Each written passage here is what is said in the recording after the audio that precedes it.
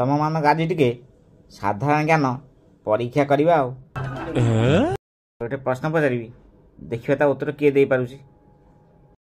ଆମ 3 ଜଣ ଭିତରୁ ସାଧାରଣ ଜ୍ଞାନରେ ମୁଁ ପୁରା ଆଗୁଆ, ଯାହା ପଚାରା ଅଛନ୍ତି ବିନ୍ଦାସ ପଚାରନ୍ତୁ। ଆଉ ପିଆଜ କହିଲୁ, ମନେକର ତୁ ଗୋଟେ ଟ୍ରେନ୍ ଚଲାଉଛୁ, ସେ ଟ୍ରେନ୍ର 5ଟି ଷ୍ଟପ୍।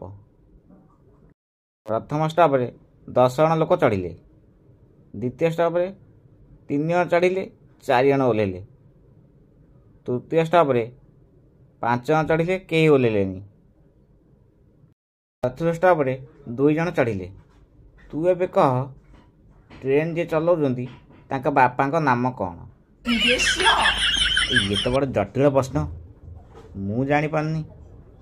ଆଳୁ ତୁ ଜାଣିଛୁ କି?